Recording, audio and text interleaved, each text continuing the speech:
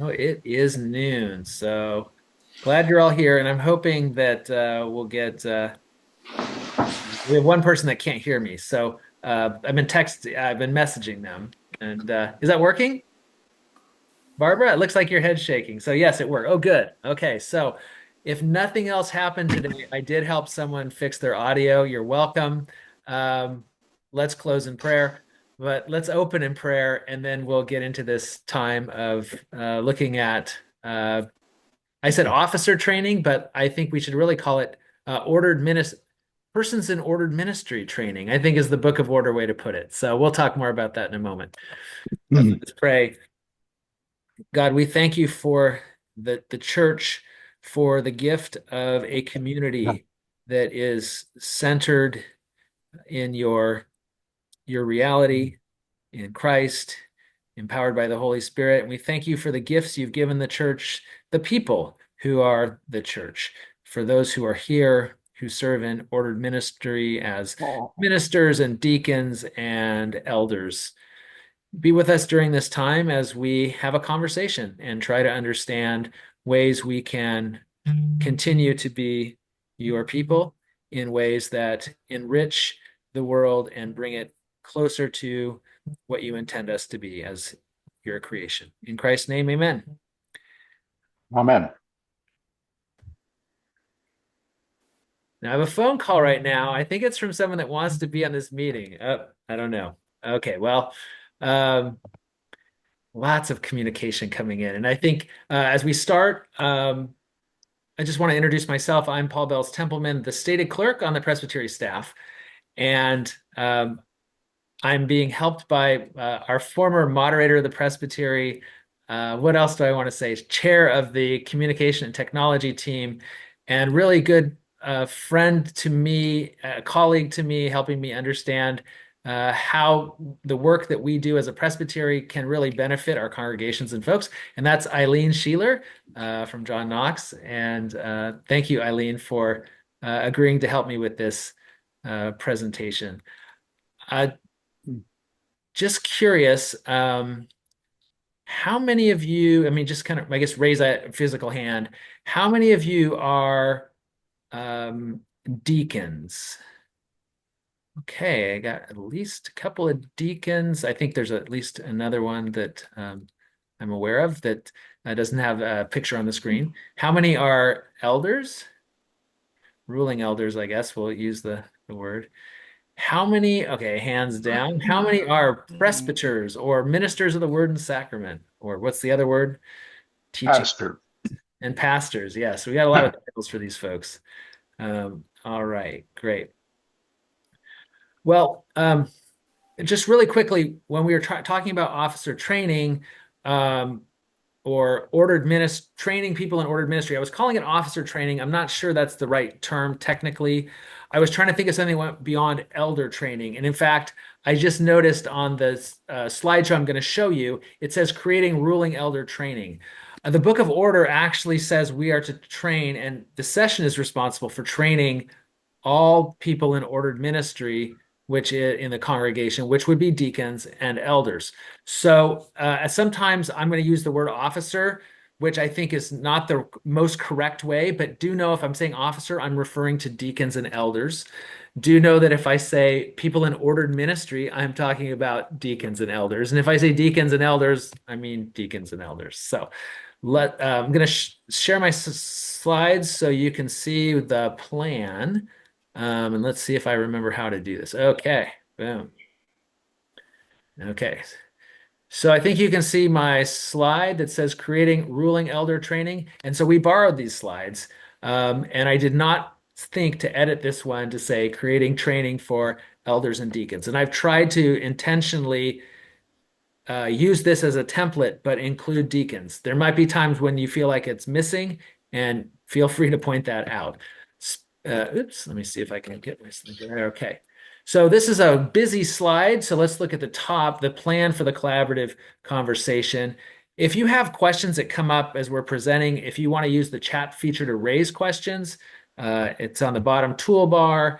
There's something that says chat. And if you can just chat to everyone or however you want to do that, We'll address them at the end of our time. If we run out of time, we can certainly take those questions and try to answer them in an email or something else.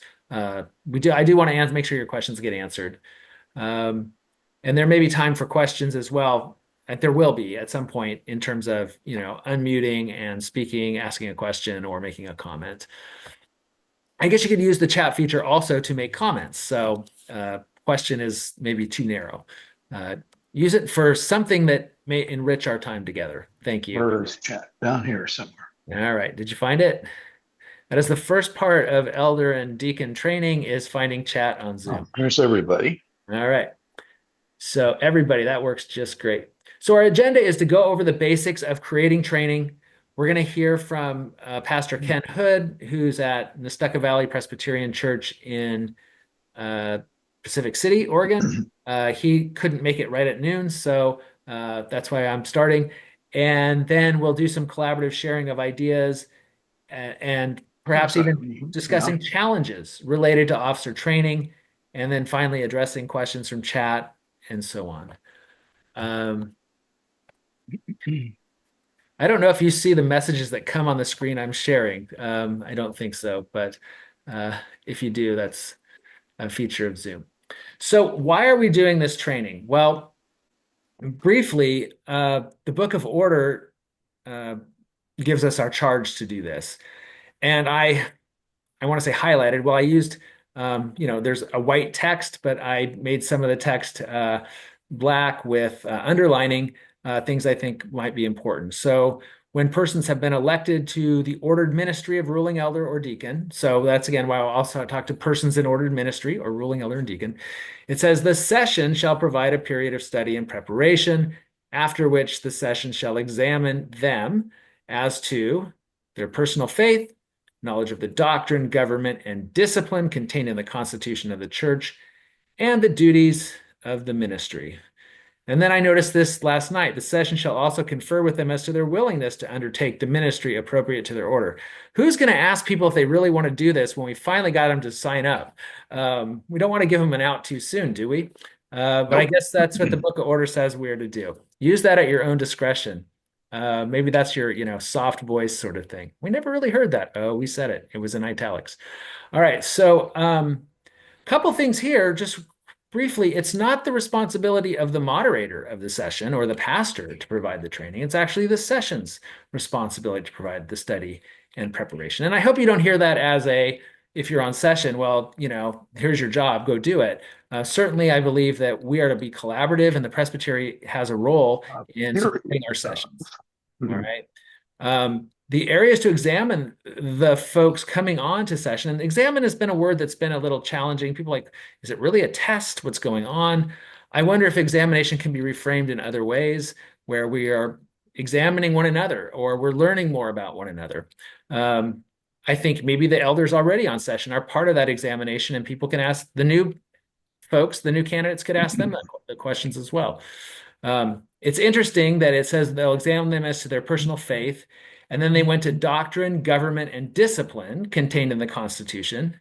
Strangely, it doesn't say anything about the section called the Book of Worship, which perhaps is part of our doctrine and government, though it does seem slightly different, as well as the duties of the ministry, which I take to be, what does it mean to be a ruling elder? What does it mean to be a deacon? So that's what I'm going to say there for the why. And we're going to keep moving here. So what are the components that you would put into a training model or into a training? Well, you could focus on the ordination questions. You might remember those questions. We'll look at a couple of them in a second. There's 10 of them. That's one way to do it, because those are the things people are being asked to affirm when they become elders or deacons. They're actually also called constitutional questions because we ask them every time someone is installed as an elder or deacon. You can also consider building around your congregation's ministry and witness. That's another model you could use, or things you want to consider.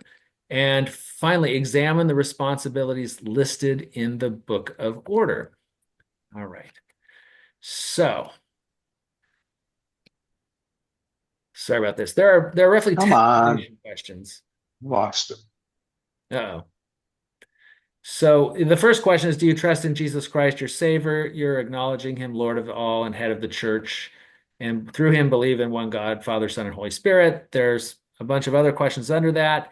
In the interest of time, I'll let you read those on your own. Perhaps you've answered them already. And will you pray for and seek to serve the people with energy, intelligence, imagination, and love? That's a great one for a bumper sticker or a t-shirt, and so on. So you can focus on those questions, and there are some curriculums that we'll refer to later that use that as the training, grid or outline. So that's one way you could set it up. Another way is to build around the congregation's ministry and witness, and this comes from Catherine Michael, uh, who mentions the Bible, polity, and structure. So that's the government structure of the church, how governance works, parliamentary procedure, how to participate in a meeting, the mission of the church, the history and theology of Reformed tradition. Then you could go into things like self and other awareness, spiritual gifts, spiritual practices, Reformed worship. Now, if you've never done this sort of training before, this list might seem daunting. I'm not sure. I think this list is a very robust list. I think it's not a minimal list. And I almost wonder if this is a great thing if you say, and many of us have this, not every church, but some churches, well, everyone's serving on session. They've already served at least 6 years. I mean, they've rotated off at different times, but we don't have any newcomers here. Maybe it's time to add a few things to keep things interesting and to continually build up the session and the deacons and others in their faith and in their relationship with one another. I think that one of the things that we talked about together, Paul and I, is that this training is not just oh, I have to do this again this year, but to look at it as an opportunity to establish some relationships, both with the new elders, if you are lucky enough to have new officers who have not served before, but also with your continuing colleagues. Some of these questions, some of these points that different trainings bring out are really good relationship strengthening questions. What do you think about this? When do we sit down and talk about, do you think that the polity of XYZ is a good idea, or can we use it differently here? Those kinds of conversations strengthen the relationship and get people to think a little differently about what they're doing. Thanks. And sorry, I was really on a roll there because I couldn't see anybody. So I just started speaking and clicking through slides. This is kind of a brief overview. And by the way, we'll make these materials available to everyone. We have your emails because you had to register for this meeting, so we'll be able to send this stuff out to you in the next couple of days. For returning officers, we were talking about, and again, for elders and deacons, those in ordered ministry, how do we nurture spiritual leaders? Perhaps the examination could include reflection on prior service and hopes for the future. Some questions that Eileen and I just came up with yesterday that we're like, well, those are actually pretty good questions. I don't know what you think. We thought they were great, but that was yesterday. Now I'm looking at them for the first time today. What did you learn during your previous service, whether that was 10 years ago and you're coming back, or you're continuing with the next 3 years as a deacon or elder? What do you look forward to in your next term? And maybe what advice would you give to a new elder or deacon? So I'm sure there are other questions as well, but these were some things we were thinking about. Recognizing that is sometimes a struggle of, we've got folks that we might say, well, everyone seems to know what they're expected to do. I think the Reformed tradition is deep enough that we can always learn more. I'm still having aha moments. So I trust others do as well. The third kind of way you could lay it out is examine the responsibilities listed in the Book of Order. And this slide might be more helpful when it comes to you, say, as a PDF, which we'll make. These are some areas in the Book of Order, G2, G3, that's the form of government 2 and 3. worship one, which is the session's authority with worship. There's also sections there that talk about the deacons' role in worship, and which I should have added, and the minister's role in worship. So it's helpful to have role clarity. In some ways, I think when we train, we probably need to train everyone on what all those roles are, so we all understand what the different functions are, so we can all, I guess, row in the same direction, to use a metaphor someone used with me this morning. Apparently, I was not rowing in the same direction, but no one told me it was an oar. And then D is the book of discipline. And I think there's the purpose of church discipline, the fact that we aren't into discipline as a church in order to punish people, but we're trying to restore relationships. And you can read more about that in the book of discipline, or I think now it's just called church discipline. And that the fact that the session might actually have to conduct its own disciplinary process if charges are filed against a member of your congregation. I think that's helpful to know that. It's also helpful to know that the Book of Order has been revised, and the church discipline section was revised recently to make it clearer that sessions could say, this is too big for us. We would like the presbytery, we'd like to refer part of this disciplinary process or the whole thing to the presbytery. And the presbytery has some leeway in saying yes or no.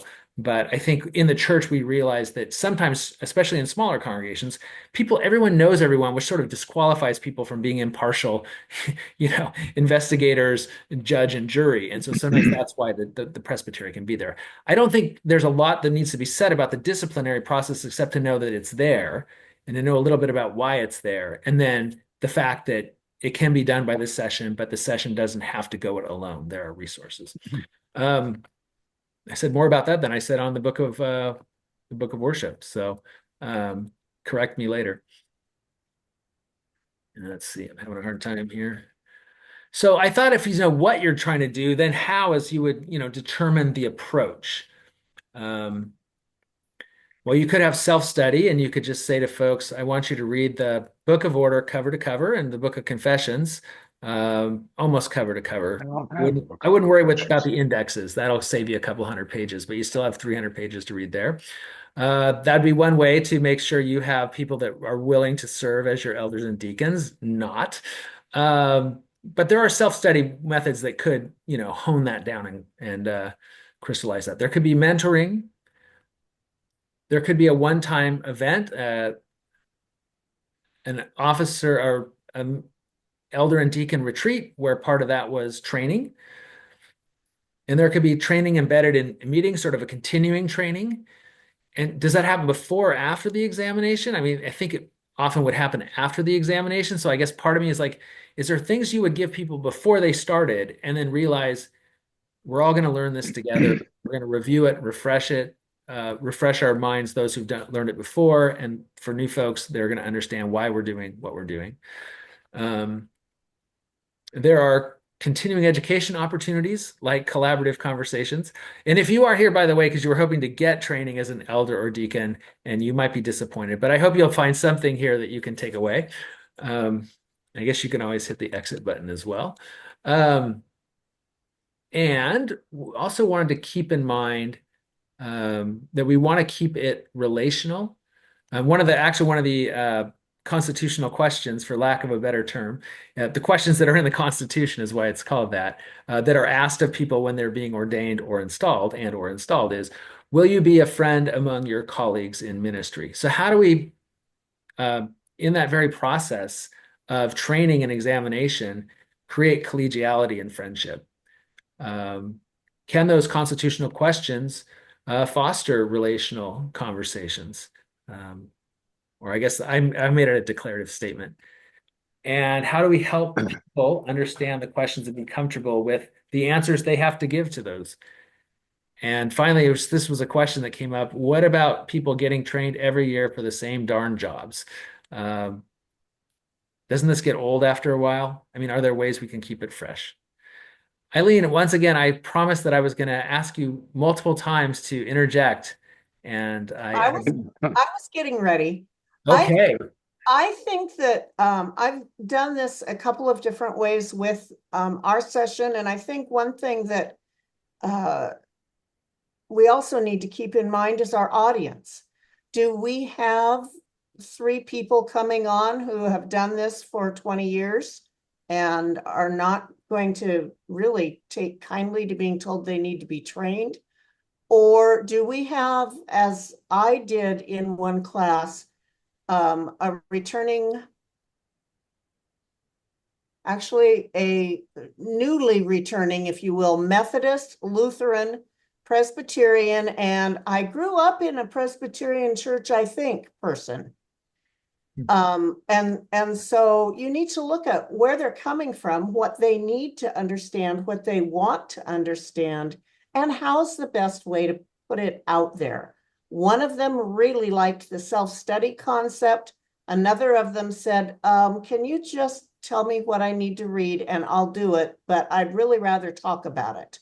So you need to look at your audience, figure out what is going to be the best way for them. And my biggest bonus out of doing this was that I really got to know these people. And that's where the relational really comes in. So take a look and remember that this training is not a punishment for either the person or the people who are training, nor for the new officers. You said the same thing. All right, thank you. And again, here, I guess it's officer or ordered ministry training or elder training. It is for all in ordered ministry. It's for deacons as well as elders. That's the responsibility of Ordered. session. So how do we reach both deacons and elders? If we said, well, we're going to do it at the beginning of each session meeting, well, that might not work out so well for deacons that now have to come to session meetings as well as deacon meetings if there's a deacon board at your church. I think those are things just to kind of keep in mind. I also know for many people who have never, I don't think, if your church has never done this, if you've never heard this before, and you say, well, how did that happen? This has been the Book of Order a long time. I mean, you're not alone. I think we're going to have to start in many cases with some small steps before we get up to something that we could all say, oh, the Book of Order, we swim in that water. I'm not sure we want to swim in that water all the time. There are plenty of other things to swim in. The Book of Order is part of the support. It's not the gospel. That being said, it is there. So Paul Davidson has put in the chat the link to Theocademy. And so perhaps we do need to say there are some really good resources out there. We've put together a list which we'll send out afterwards. Theocademy is on there. There are some other places with either partially developed or frameworks for trainings, as well as some pretty well done videos, depending again on what I said, knowing who you're trying to train and knowing their the best way that they learn. So, but Theocademy he's right, it's a bit dated, but it still works very well. So, and there are a couple of newer ones out there too, which we will give you a list. I think what we're trying to do right now is help you think about this. How do you do it? What is it? You're not alone. Other people are wondering exactly the same thing. And then we start talking about, and Paul, I'm not sure when you're going to get there, but we start talking too about churches that may not have a permanent pastor right now. And the clerk of session is going, what do you mean I have to do this? We want to give you some resources and some ideas about how best to do it. And we want to continue the conversation because I think with any resource, often you're going to say, well, this is, you're looking, you're like Goldilocks trying to find the right chair to sit on. This one is too much. This one's too little. Where's the right chair? And we may have to do some modifying of curriculum. And I think that's what our curricula, that's what I think I'm trying to do with this first part. And there are some options for collaboration. This actually was a slide that was wasn't my slide, it was somebody else's. It said conducting training as a presbytery. There could be ways that the presbytery could conduct large scale training for elders and deacons, and we have done that in the past. I'm not sure that will totally absolve sessions from their work because I think each particular context is going to have to make sure that what is particular to them is preserved and is highlighted, but it could do a lot of the heavy lifting, right? And it could make it easier. So I'd be curious if people think that sounds like a good idea. Maybe we should move in that direction. Or it could be even on a smaller regional level of what if we gathered a few churches to share training? One of the best trainings I remember was there were two churches that showed up for a deacon training that the presbytery was doing. And I remember thinking, well, we were hoping we'd get like 15 churches, and it was just two. No, actually, it was only one. That's right. It was one church. And we were going to have people from that church talk to people from a different church about their experience of being deacons. So we had to use one church. And we thought, well, that's no good. They all know the same things. Oh my goodness, the conversations they had, they were learning all sorts of things about each other and about what it meant to be a deacon, even though they'd been deacons in this church for 6 years. I can't remember what church that was. But it could be just gathering with others and saying, what do you do? Well, we do this. And our church is so unique because we always struggle with X, and then you find out, oh, every church is struggling with X, or something like that. And there could be ways we can share more of the training curricula. And so again, we'll share some of the things off the shelf later, but we could also be developing things for our own context as well. And we'll send this out, but there's a whole set of resources, this www.pcusa.org, the ruling elders. They actually have a link to Theo Academy. They have a link to several different trainings that have been developed within the denomination.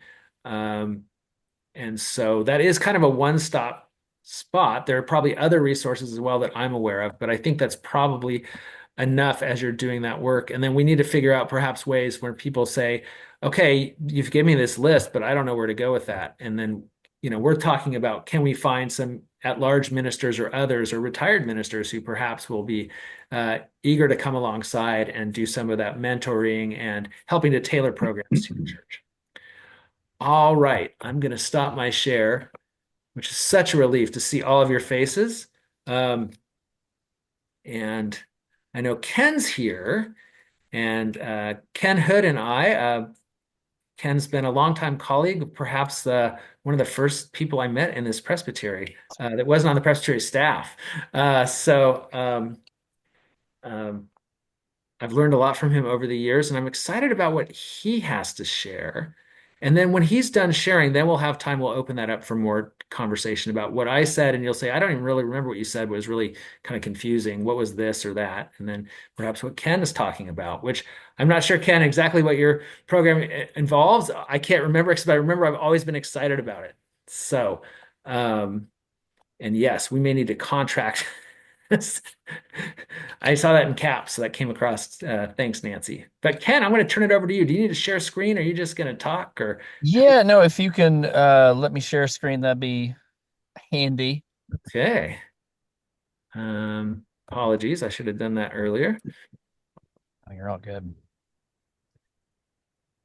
I'm going to make you a co-host. Give you some power. Yeah. Oops. So I'll say this, similar to what we were just hearing about. Officer training, it's a time to build relationships. The amount or the ability for your congregation to move forward, I think, is entirely contingent on how well your folks are able to care and trust for one another, and that's entirely contingent on how well they know one another. And it's phenomenal to me how well we are at showing up at congregations and knowing, like, we know all these different people, but we know them like that deep.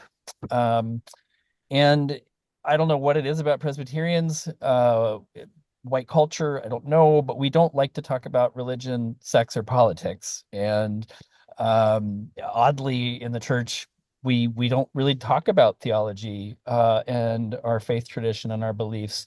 And so we at Tualatin, this developed over a long period of time. But I will say that the officer training and the resulting sharing of officer statements of faith became the most beautiful and Told meaningful you. time of connection. It was the most fun session meeting we ever would have in May. So we ordain and install folks in the third Sunday, I think, in May.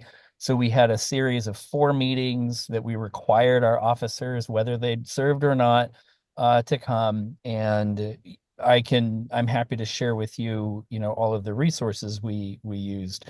What do I have here? This is the most important piece, though, that I will share with you, and it's our new officer statement. So we went through Book of Order, we went through the Book of Confessions, and I can share those presentations with you.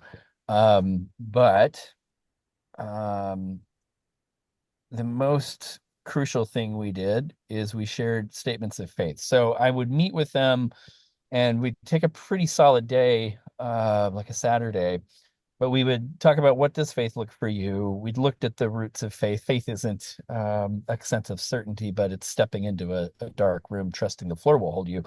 But we would ask people just questions, what memories do you have of your faith? How is faith expressed in your family? What's your relationship with God like? Significant moments. When I imagine Jesus, I see. When I think about God, I think. And you could put in a billion questions. Like, there's no wrong question here. And then I would give them time to write. It's amazing how few people actually write. And so just to have a contained space, I would generally put some contemplative music on. And then what we wound up with are statements, actual statements of faith. And I told all of them, hey, you are going to be reading these statements in front of your friends at the May session meeting. So whatever you're writing, it's not a private document, it's going to be a public one. And I don't know what your faith was at 18 or 5 or 25 or 35, but wherever you are today, right, your faith is different, I hope, than it was at that point. And so when people say things like, oh, I don't need to do officer training, I've been a deacon before, I've been an elder before, I go, great. I'm so glad you've done that before. I hope your faith has changed, because you are going to write a new statement of faith. And so they did, and they gave us things like this. This is a dear woman. What do I believe? I believe that just because we can see beyond the end of the known universe, and we do not see a heaven, this does not mean that a God we trust is not among us. I believe that the TPC community constructs a common faith that is uniquely ours. Dot, dot, dot, dot, dot. Am I a bean counter? Am I a risk taker? This is a very short statement of faith. It's very personal. All of these folks who offered statements of faith, in this last paragraph from this person, in life and death, Dad continues to inspire me to give love unconditionally and walk in gratitude. I think that actually was God. As a parent, wife, daughter, and friend, I stumble often, knowing my mistakes will be forgiven, and I'm loved by God. You might imagine that when a person has written this and then they come before the whole session, and they now with their colleagues and friends are reading this, there were tears every single meeting in May, with almost every single statement of faith. There were folks who acknowledged their doubts, the questions they had. We always ended that meeting knowing one another and knowing one another's struggles and questions more than we did before. And so for me, oddly enough, officer training turned from something that was a have to and like a shall that nobody was doing, by the way. Nobody was doing officer training, because nobody likes to examine one another, whatever that means. You know, so we turned it into a time of storytelling and a time of sharing our faith. It's really plucking that old evangelical string of testimony, which is something, a lot of us just threw out, that is a gorgeous part of our tradition that can come back. So I just want to start with the most important piece, which for me was individual elders, adults, at least once every 3 years, taking a look at their own faith and saying, what is it that I do believe today at this time? So, we have a document. I shared the document on preparing for that. We also, we go over decision making. How are decisions made at a congregation? I've heard so many people talk about, well, that's not Reformed or that's not Presbyterian. And what you learn in that is that, oh goodness, a lot of people have a lot of different ideas about what Reformed means or what Presbyterian means. And so we found it really helpful to just outline. We do start with like, what's your best memory of the church? What's the worst?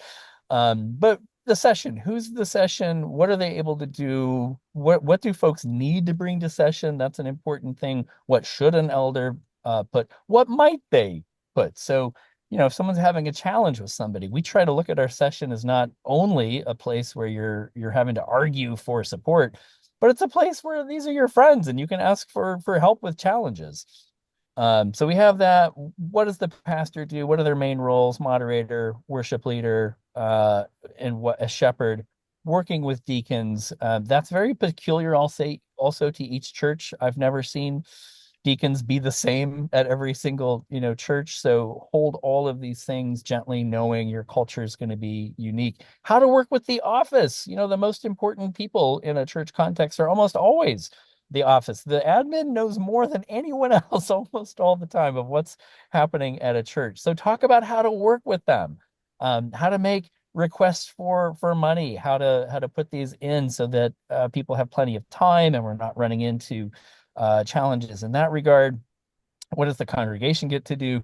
But here's what I'll offer all of you. It's a really, I think the decision quality, I'm not going to spend time on that, but let me give you a process for working through challenges. I have used this with so many different groups. It's really, really useful. It might even be helpful in your other parts of your life. But if you have something challenging, if you have a difficulty, number one, the person who has it gets to state it. So they get to say, hey, this is what I'm dealing with. It's difficult. I need help. But then the group, before we dig in, the person thinks that they have stated their problem clearly. It's often not the case, though. As soon as they start saying it, they realize, oh, it's kind of more complicated than I thought. So we then let the group come back and say, what did you hear the problem is? And the group has to state it in a succinct way. And I'll tell you, it takes often 7 to 8 to 9 iterations before a person can clearly state their problem and the group can say it back in a way that the person's like, oh, yeah, no, that's exactly what I'm challenged with. Because oftentimes the group will be like, oh, is it like this? Do you want to do this? And then this is the outcome. And the person's like, sort of, but it's more like, so if you have a challenge, take time to figure out what it is. Second step, and this is so helpful, especially when we've got people who want to be helpful, you may not offer solutions to start with. So in the second round of dealing with a challenge, you only get to ask questions. You get to be curious about, hey, have you ever tried this? Or tell me more about this person. Or what is it that is, tell me more about your institution, because the reality is we just don't know very much about one another or about the world that they're in. So you can only ask questions for clarifications and only real questions. And only then do you get to offer suggestions. And that's where we all like to be, right? We want to hear somebody say like, I'm having a hard time with this. And we just want to go, oh, well, do this, or you should try this. Not always helpful, right? But we do want to offer suggestions after we're sure we know what we're talking about and we've asked really good and important questions for clarification. Then you can offer suggestions, but the person who owns the problem, they are the one who gets to decide what suggestions they want to follow up on. They get to pick one, maybe two, and then always important at another meeting, in a future time, they will come back and share what they've tried, what the learning has been, what shifts, if any, they're going to be implementing. But we use that as a session when an elder had a challenge, and churches are complicated places. Our deacons weren't spending money at one point. People were trying to be all nice and everything. You wind up with just really challenging question, challenging challenges that are not. It's not easy to figure out what a solution is when you've got a whole group of people all feeling and wanting different things. I do have two presentations I could share with you on the Book of Order and then the Book of Confessions. I don't want to tax your time in a huge way on that, but let me get those up. Maybe. No.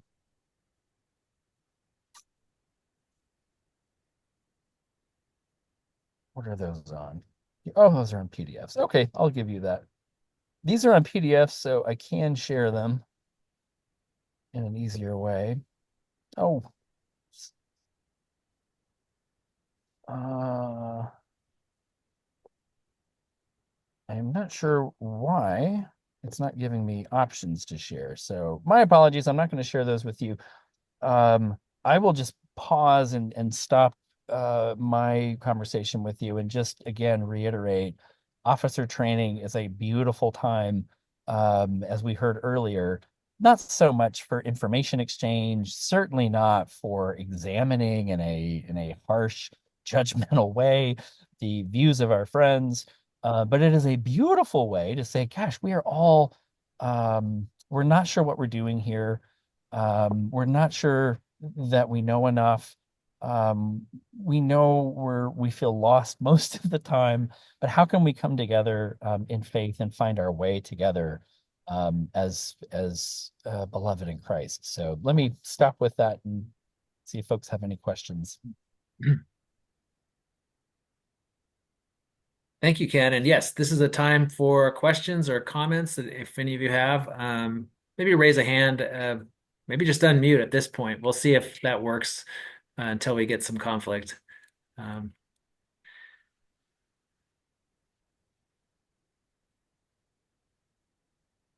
Well, Ken, I would just clarify that you did offer to do some sharing of some resources and you'll coordinate that with Paul.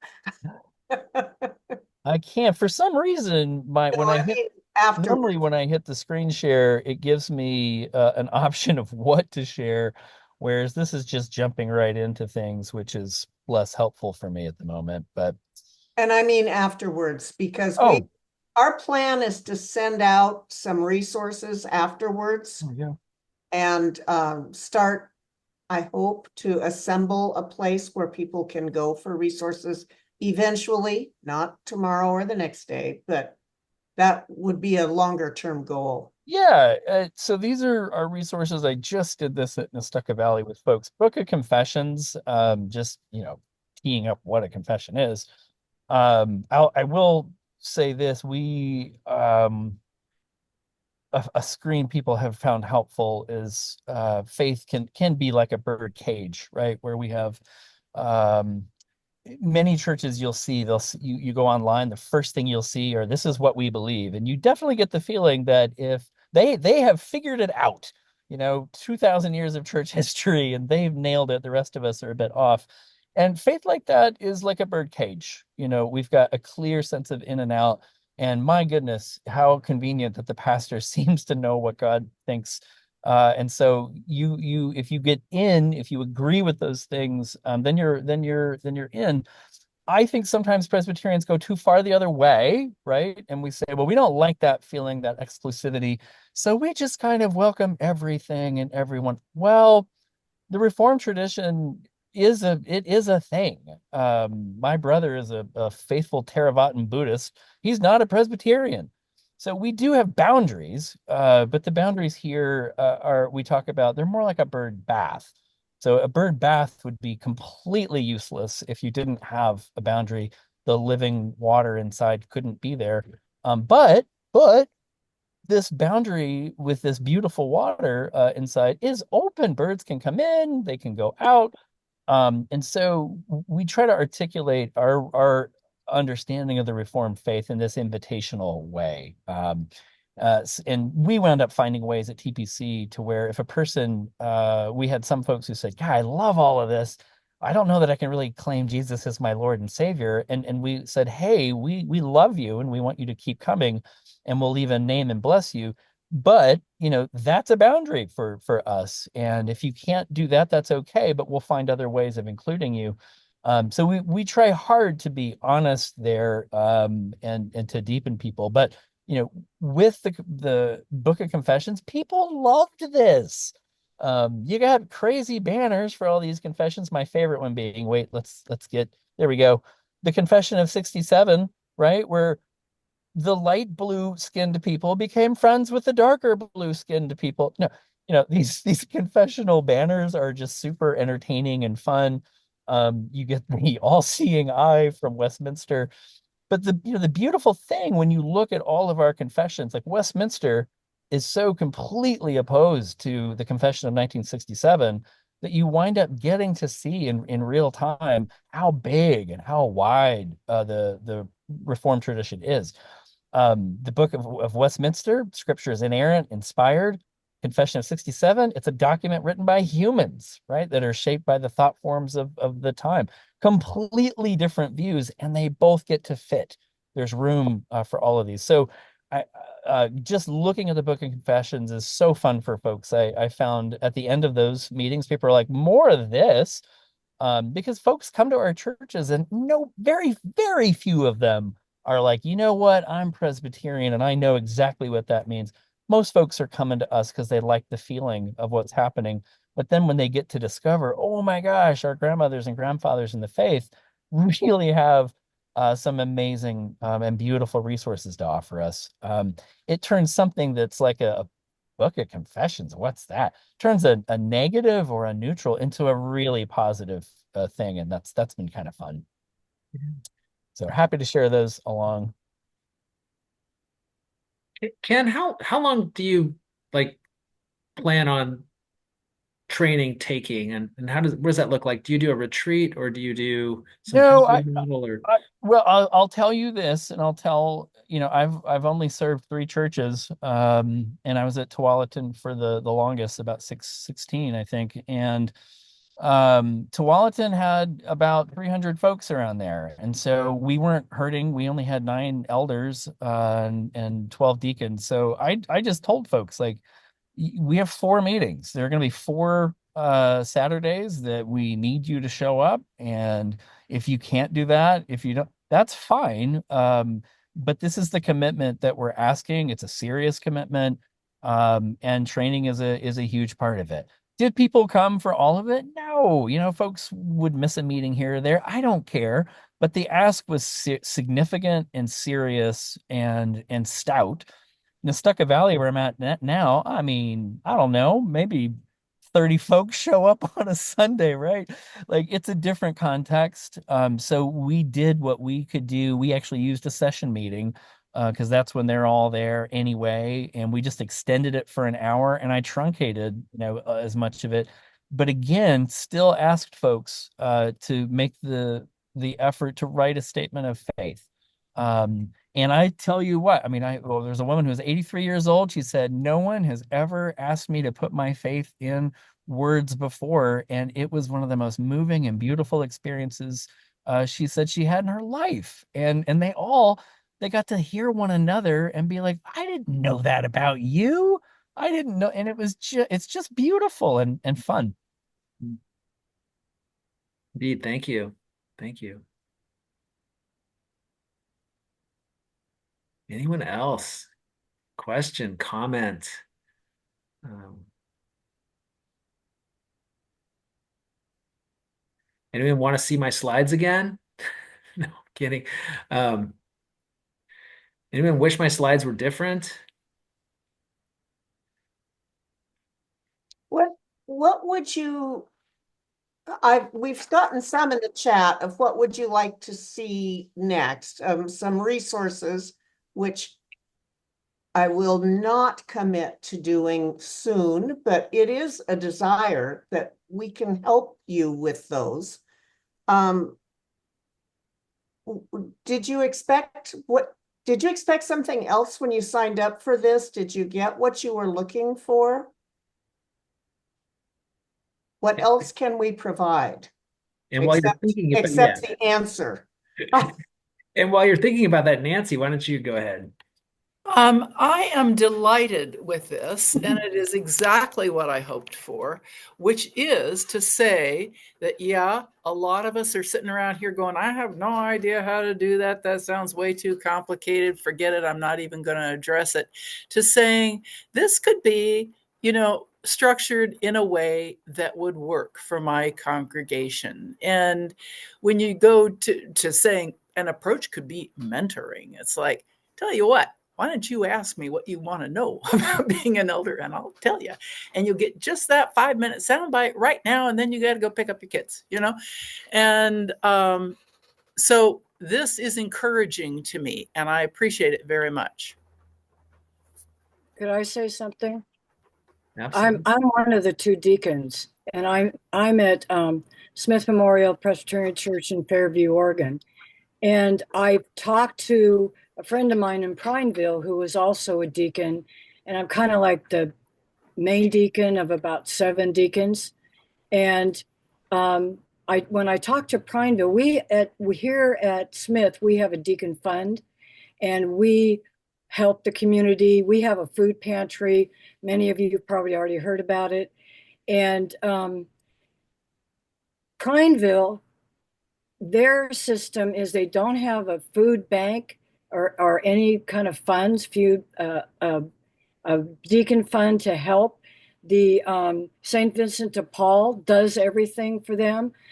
They send anybody over there. We're privileged to help the people here in Fairview and Troutdale and parts of Portland and people in the food pantry, because there's so many people that need help. So just talking to other deacons helped me, and to understand that what we have here isn't worldwide. Each individual church is different. So I'm really, really thankful. And our church isn't that big, but we have the food pantry. Brad Busick is our pastor here. And I just wanted to share that with you. I think talking to other deacons has helped me, and sharing the word with the people that come to the food pantry and are new at our church. I think that's just a real blessing.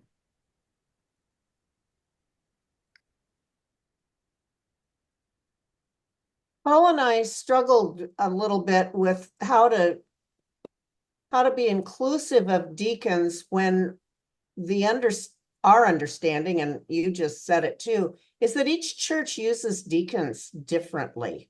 And the call for deacons is much more there's this generic call of the compassionate arm of the church, but how that gets acted out in various churches can be very unique and individual.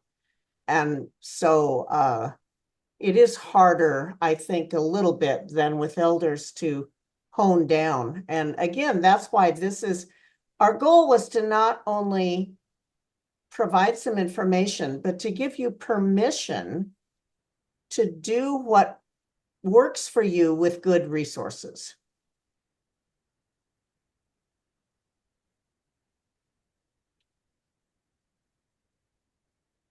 And that reminded me of another slide I was going to share, which let's see if I can do that real quickly here.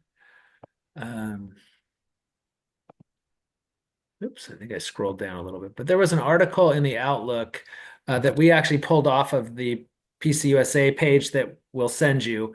That was the last slide in my presentation. It was 10 things ruling elders should know. I was actually saying we need to come up with something that says 10 things deacons should know, or 7 things deacons should believe before breakfast, or something like that. But that being said, oops, I'm trying to scroll down. This person came up with 10 things, and I thought, I wonder if this is something, especially depending on how you were to do the training. This could be the first kind of layer of training of, God called you to this service. Surprise, you heard someone say you could really help out our church by being a deacon or being an elder. Can you just please say yes? And you said yes, and now you're suddenly realizing that the call of the community is involved in this, and indeed the call of God. What does it mean to be Presbyterian and not Congregational or Episcopal or Catholic or Methodist or so on? But I mean, the Congregational or Episcopal systems are the very common systems alongside of, say, a Presbyterian system. So this gives a brief answer. And then it tells you, we hope you've enjoyed your free articles. But let's go on. Number 4, presbyters, elders. Presbyter is another word for elders, are commissioners, not delegates. What does that mean? That we are called to discern the mind of Christ together in community and not just do what the person who elected us said we should do. Decisions are made by voting. Sorry, that's not fitting on the screen. And so on. So there are some article things that we'll give you that are, I guess, kind of a mixed bag, if you were, different options for what you do. I think Eileen asked me earlier, like, what's the minimum, or what is the minimum standard? And I'm not sure I can answer that. And I think actually, the more I think about it as a Presbyterian, I don't think there is an answer that can be given outside of the context of a session deciding what those minimums are. Sure, there are some things that Presbytery could look over your shoulder if we were that sort of group, and maybe we can be in a helpful way and say, oh, you might consider adding this and this, or certainly you need to make sure that people are answering the questions we call the constitutional questions that are asked at installations and ordinations, things like that. But there is a lot of room for local standards. And that's just who we are as Presbyterians, which can be frustrating. It can also be liberating, and hopefully we can move towards the latter. Really quickly, I'll say that before 2020, I felt like there were a lot of churches, maybe not on elder training, but we're just saying, Presbytery, let us do things our own way. And I think that's shifted a little bit in terms of, I was at a meeting where someone was saying we should come up with policies that our churches can use, templates of policies our churches can use, and people will like that. And there was a person who hadn't been as involved in congregational ministry or Presbytery ministry who said, wow, I think that's a bad way to go. Your people do not want you telling them what to do. And I think now it's not that people want us to tell you what to do, but you want resources that honor your time so that you can do. I mean, a lot of the resources we're providing are the legal and the structural things that create a skeleton that allow you to move in ministry. And I think that's what I'm hearing. And so I don't want to overstep as the clerk, but I do think providing resources is something that I'm committed to doing until another staff member resigns and I take on a second job. But as long as I'm just the clerk, my goal in the next year until the election in June, when I run again, if you would elect me again, I will continue. So you've got 6 months or so to evaluate whether I'm going to keep my campaign promise of serving you as sessions and boards of deacons and church leaders. Thank you for your support.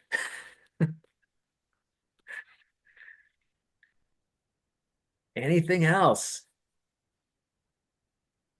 So much of the details have been taken out of the Book of Order, so we really need some help. And that's probably what's happened is I think the details came out of the Book of Order around 2010, and it took a while for us to all realize, wait, we can't just rely on the Book of Order that was taken out. It gives us an amazing amount of freedom, but it also gives us an amazing amount of rope to hang ourselves with. So how do we, find that balance? So yes. And I hope it can be a collaborative conversation, and it's not just me pronouncing from on high what I remember from ministry when I haven't been in a local church leadership role for some time. That's why I saved the old books. You are wiser than I was, Debbie. Wiser than I was. They're online, Paul. They're online. Gail has a question about the boundaries training for elders. Yes, go ahead. Or is that in the chat? Yes. Let me see if I can find that. Or doesn't leadership. Yes, how does this blend? Well, it's fascinating because I was talking to Eileen about this at about 11:30. Like, there could be a lot of training going on that just seems like, for folks who haven't done any of the training, like, wow, suddenly there is a tsunami of training. And so how does that fit in? I mean, it's different. It's still required. So there is boundary training required for session members now. And that's around boundaries that involve not just sexual misconduct, but other fiduciary duties in the church, I think, as well. Confidentiality, things like that. So I don't have an answer for your question yet, but I'm aware of the question. I think they are in some ways discrete, but maybe can be related. If you were doing a retreat, say, for your elders and deacons, that would be good to do. It's interesting. I'll say this. It's interesting that deacons do not need to take boundary training according to the Constitution. That doesn't mean it's not something that's important.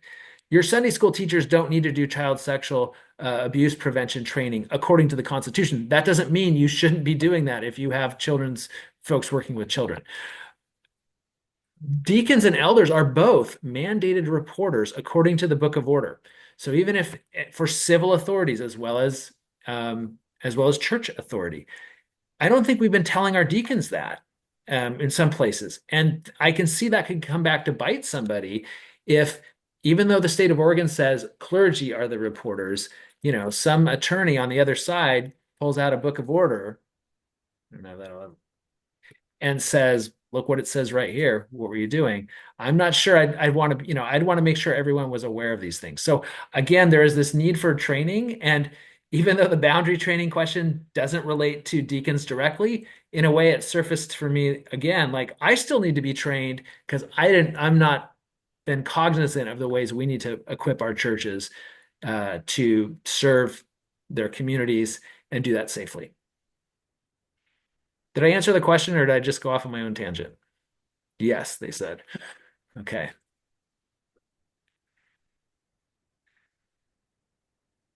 And yes, elder abuse. Thank you. Yes. And by the way, that will probably be in the Book of Order soon, that our policy will have to include elder abuse and or those who are senior citizens. So yes. There is also a question asking how many of us are having trouble getting people to say yes to serve on session, and I would assume deacons also, and how we make it more appealing. And that is a subject all of its own, I think.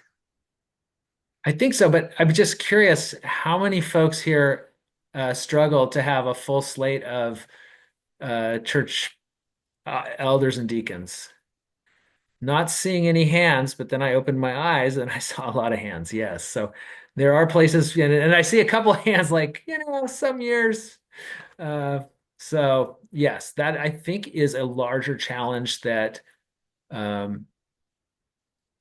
we are not necessarily, I mean, I think there may be some changes coming in subsequent years in terms of how we configure sessions and deacons. I know some churches have moved away from boards of deacons to installing individual deacons that work directly under the session. Others have looked for other care team ideas. I also know that the Book of Order was changed so that people had to do 3-year terms and they rotated off after 6 years because, this is the Book of Order between 1945 and 1950 because we suddenly had this group of people coming back in that wanted to join and wanted to be involved, and we wanted to make sure everyone had a shot at leadership. And now it's kind of like that's not really our reality in a lot of places. And I think it's helpful to have ways that people can step aside, obviously, but there's also okay, that's not why that's a different collaborative conversation. I'll stop right there before I get in trouble. Well, Paul, I thought of that question because as you had that last set of slides up with some of those questions, I was wondering if it would be helpful to try having a not training, but whatever forum that looked at those things before the elections, to make people understand better before you go and ask them, and scare them saying, will you be a session elder this year or this term, because it sounds boring and like a big commitment. We don't seem to have trouble finding deacons. They think that's fun and they're helping people. But we do have a lot of trouble finding elders. It's the same old ones. And after a while, those aren't available anymore. So I don't know if it would be helpful to do something proactively before elections to kind of let people learn more. I bet your nominating committee would love you if you did that. Because seriously, because what you're doing is sowing some seeds. Oh, well, being an elder doesn't sound that bad. That sounds like something I could do if you detail it out. So I know that very technically in a well-organized church, which mine is not, you have a position description for elders and deacons. And maybe that's worth developing a little bit and seeing defining what it is at Orenco. What do we do? What is it about? Why do we have fun? Why do you enjoy doing it? Doing it that way. There are also, every church has these myths about what an elder does. And I remember having someone say to me, "Oh, elders are in charge of committees." I'm like, "Oh, no, that's not what yes, they do often take charge of committees, but that is not what an elder is." Right. And that will scare off people.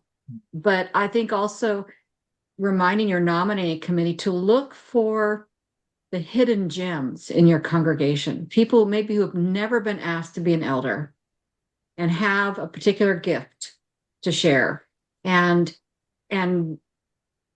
let that person know that you see that gift. Because if people understand why they're being asked, not just to be a body to fill a seat, but they're bringing something unique to the session or the deacons, they're more inclined to listen and think about it. And that's the best you can do, is to get them at least to think about it, pray about it, but to remember that they're being asked because they have something to give.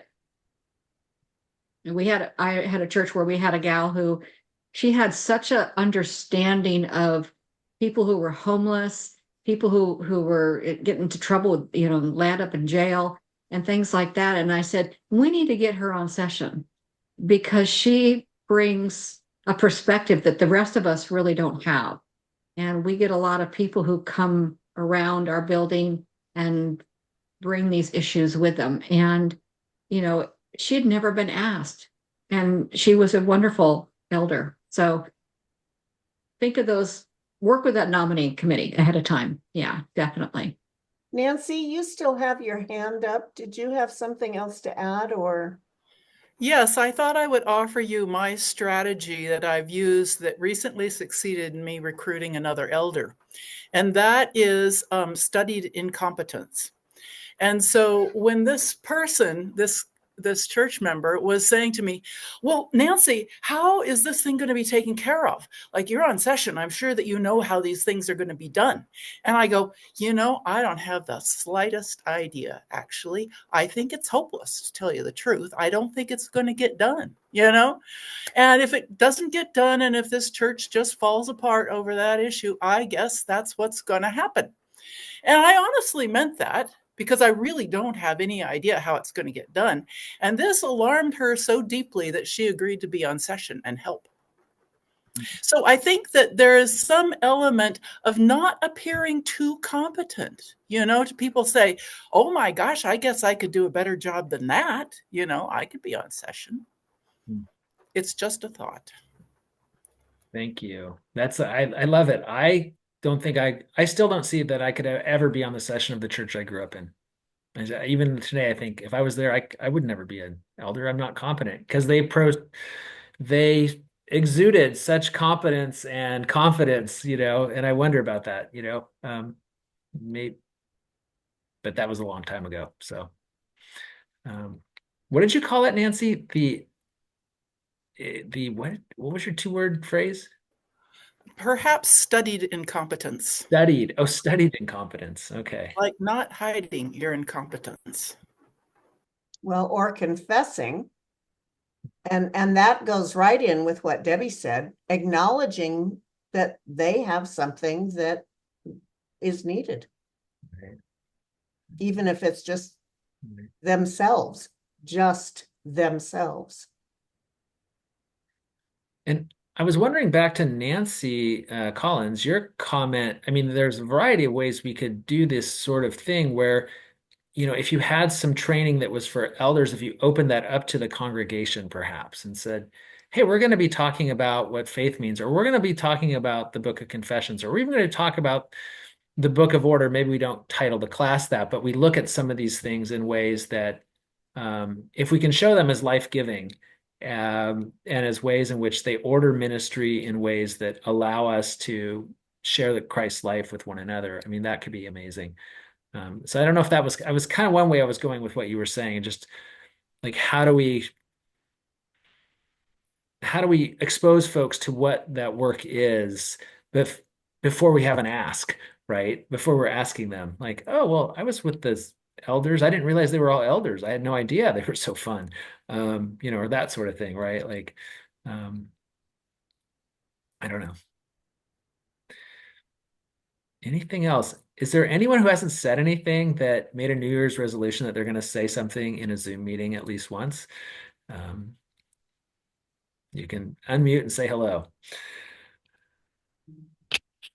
And that was just my resolution. Okay.